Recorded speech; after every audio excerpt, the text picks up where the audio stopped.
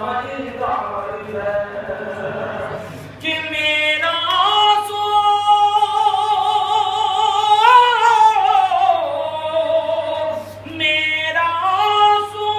भी हुर्सा समझदार है। सूए रुमाले ज़हरा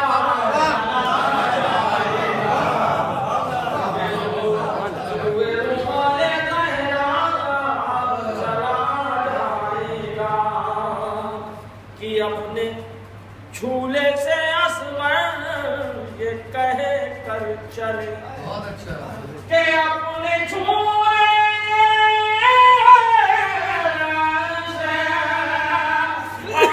झूले से असवर ये कह कर चले आज रोता हुआ हो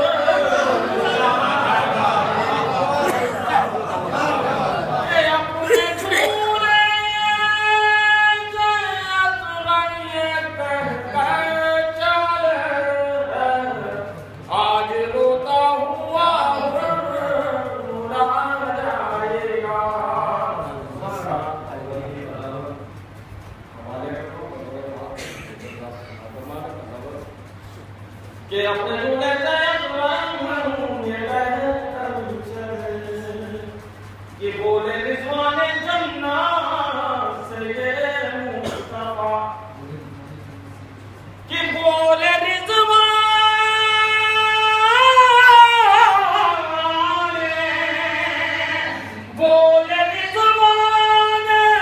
जन्नत से ये मुस्तफा खुल्द में पहले मेरा चचा जाएगा खुल्द में पहले मेरा चचा जाएगा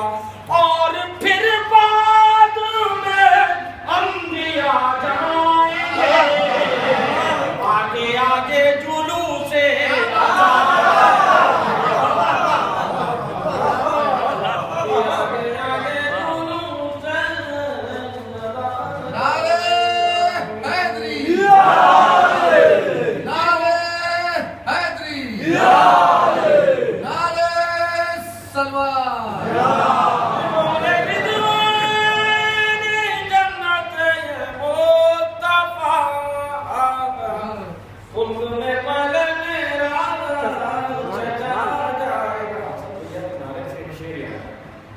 के नामे अब्बास में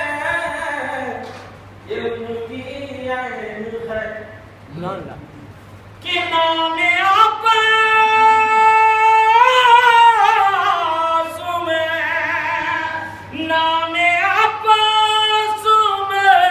इल्म की ऐन है जाहिलों से कहाँ ये बढ़ा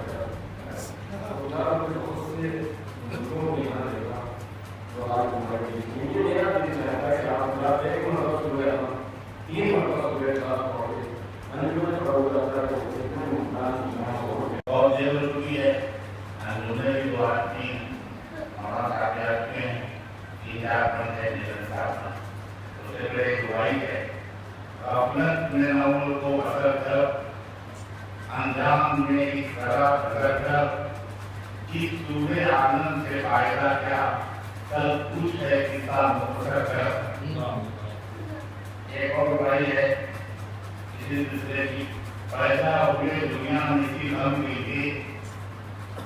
रोना से दिला है कष्टे को नम के लिए। हमको जो दौलतें खुदा ने दी हैं, आंखें रोने के लिए, आंख मातम के लिए। आज तो हम आलोक में जा रहा है उसी दूसरे के लिए मैं पढ़ने जा रहा हूँ एक आवाज देना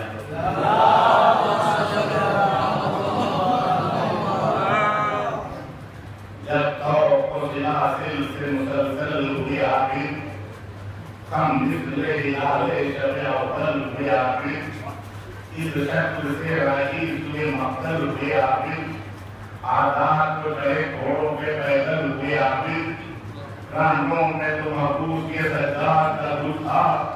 हर भाम पे जंजीर की बरियात का दुख था बेदीनों में तो तहनाते पता की ये घूम रातों में था शोर यह है मधूम और शर्म से निभाए थे सब आदमी मखूम बीमार की आंखों से न कुछ होता था मालूम एक हाथ में रंगीन बदल रंग जो है थी एक हाथ में माँ बहनों के ऊँटों की रकम थी तलवार के लिए चार तरफ गुण के बानी हल्के मित्रतारों के वो यूज के गानी गुरबत कानून बेबदली तश्न रानी शोकाओ कंगल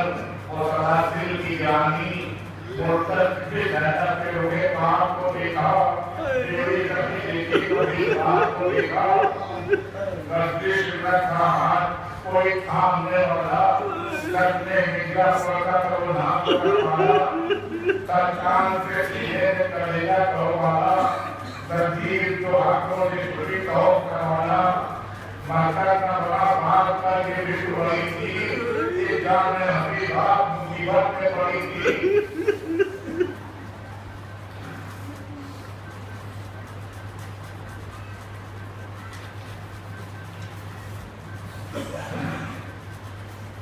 दस्तूर है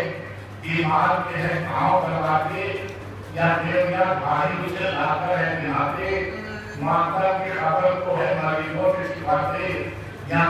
बाप का सरकार के हैं जिसको दिखाते ये दुख न किसी काल में आधार में देखा आवाज के बीमार में देखा तो क्या करे नाका नजर आती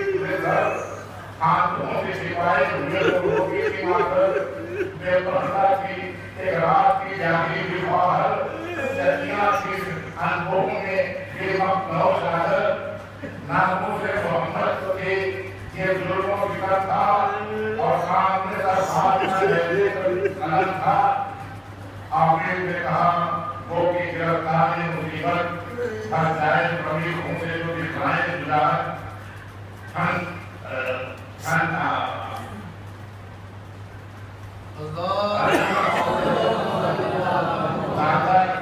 दादा के मेरे दोस्त से मांगी बुलाई कि वो सीखने को की बुनियाद मिटाई आज उनके रही है वो अंदर की लड़ाई इस जोर पे फिर भक्ति से गर्दन की बढ़ाई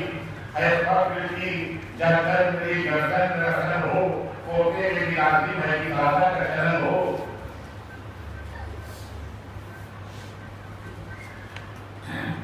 इजाज के इलाज ने आंखों को उठाया ये इजाज से बर्धन को साथी से लाया ये हल्की भूमिका से आदमी को सुनाया रोना कफन नामे ना पाता तो न पाया ऐसा यही वो भरी को साहस खबर है जब आज मेरी बात में फिर आगे कफन है सिलाई सकीना मेरा नाता मिला दो अच्छे मेरे बेटा मुझे बाबा से मिला दो खुशबू है मजलूमों की छाती खिलवा दो सोते अगर नाम मेरा लेके लगा दो मारा है बस शिव ने उस खत का वीर को इस्लाम के वीर तमाचे को किधर को ये सुन के चले लोग हुए अपने बीमार शाही हुए केनों को लगा के किसमदार बेबुद्ध कफन रहेगी लाशें शहर बाहर जुल्फ बेकसी और यार नज़ीर दोस्त कमवार रोकी से मला कान पे जब रोकी भी गया लाशों की करके नजला होली भी गया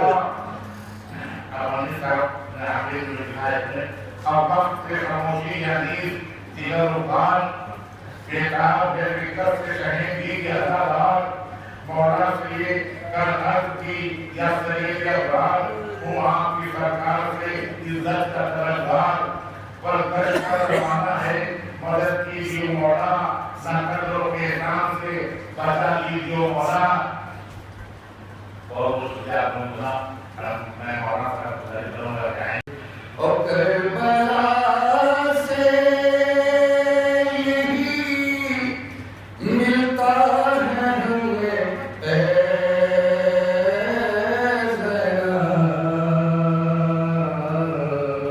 कुफ्र को रौंद के रख देते हैं किरदार के पाँव, कुफ्र को रौंद के। और तेरे खुतबों से ऐ सैयदे सजाद नपूर यूं करते नहीं देखे कभी दरबार के पाँव, यूं करते नहीं।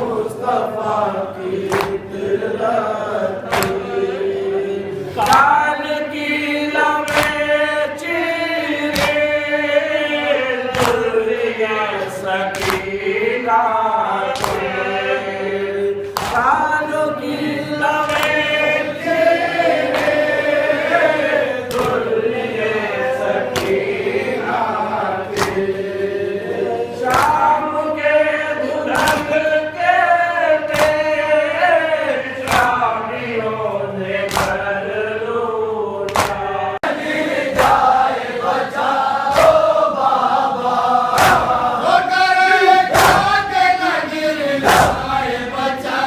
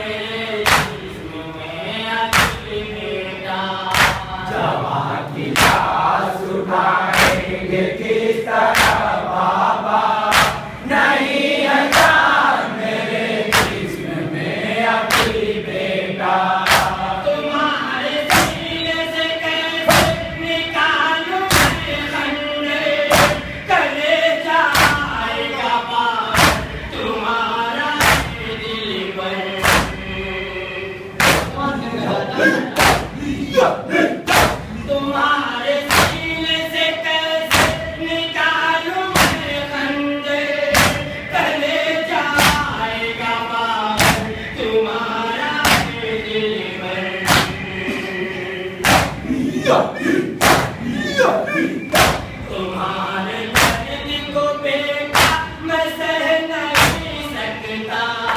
नहीं है जान मेरे जिस्म में अभी बेटा, जवानी लाश उठाए। मैं भी आपके साथ बात करता हूँ अपने बेटे का, जा रहा है जिसका गला कटाई है, जिसके पूरे जिस्म में तीर चुभे हुए, जिसके जिस्म सिर्फ तीर नहीं बल्कि नैज़े इस हद तक चुभे हुए हैं कि जो हड्डियों को पार करके जिस्म को पार करके। अरबाब आजाद, मुझे चंद जुमले में अपने बीमार बाप का जिक्र करना है और फिर शहजाद। मगर कभी आपने ये भी सोचा कि कैसा बीमार था? कभी आपने गौर भी किया कि कितना बीमार था?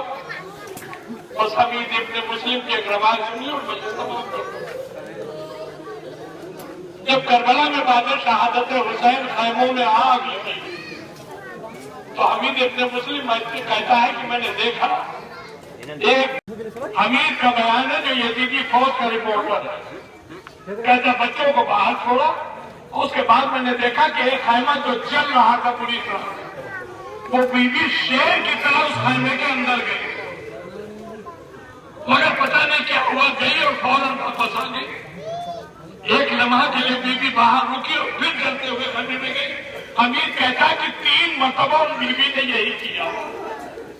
जब 3 मरतबा उन्होंने यही किया तो कहता मैं आगे बढ़ा और मैंने कहा बीबी इस खैमे में आपकी कौन सी दौलत रह गई है जिसके लिए आप इतना परेशान है, सुन पाओगे? बाकी कहता मैंने जैसे ही इतना कहा वो बीबी पता ही हाली कहते चलते हुए खैमे में गई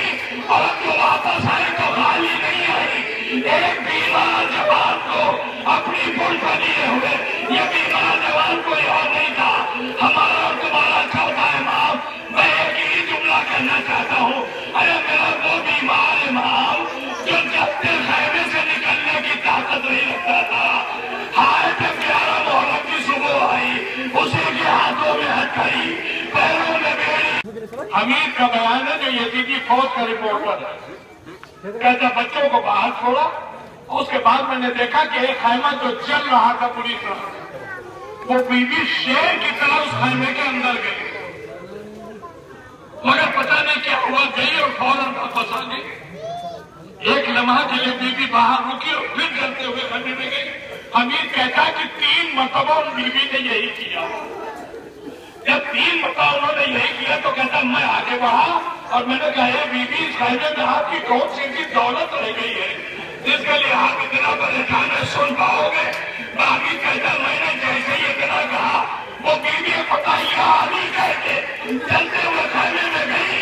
और जो वापस आए तो खाली नहीं आई। एक बीमार जवान को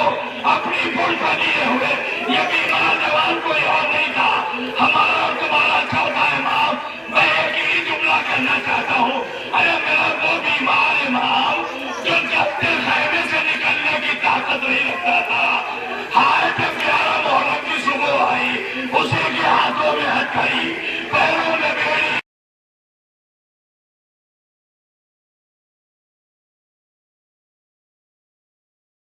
कोई हाल पूछने नहीं आता था, अरे कोई ताजियाना मारता था, कोई लोगे नैज़ा चुभोता था,